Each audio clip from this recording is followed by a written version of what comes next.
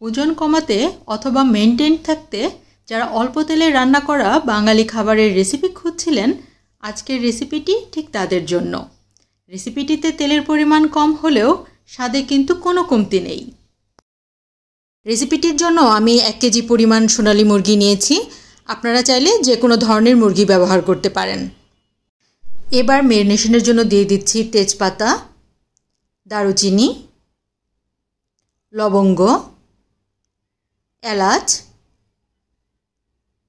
আর বেশ খানিকটা প্রায় 1 কাপের মতো পেঁয়াজ কুচি। এখন দিচ্ছি আদা রসুন বাটা, শুকনো মরিচ গুঁড়ো, হলুদ গুঁড়ো, জিরা গুঁড়ো,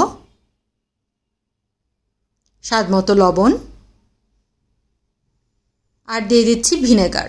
ভিনেগারের পরিবর্তে আপনারা লেবুর রসও ব্যবহার করতে পারেন। আর এখন দিচ্ছি মাত্র 1 টেবিল চামচ তেল।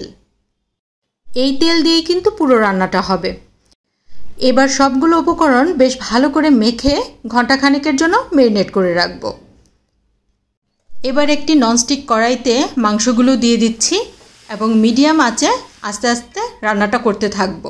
আর যাদের ননস্টিক প্যান নেই সেই ক্ষেত্রে আপনারা নর্মাল যে কোনো কড়াই ব্যবহার করতে পারেন, তবে সেই ক্ষেত্রে আঁচটা একটু কম রাখার চেষ্টা করবেন, এতে করে লেগে যাবে না। আসলে মাংসের কষানোর উপর নির্ভর করে মাংসের স্বাদ।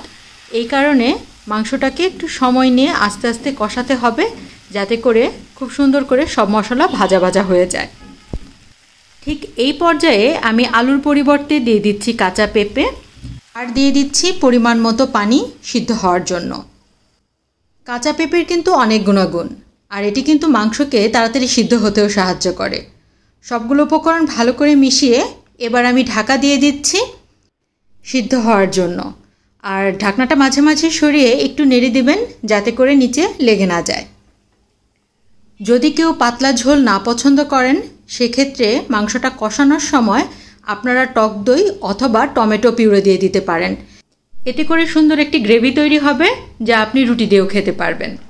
আমার রান্না কিন্তু শেষ, এখন শুধু পরিবেশনের পালা। এমন আরও রেসিপি পেতে চাইলে চ্যানেলটি সাবস্ক্রাইব করে রাখুন।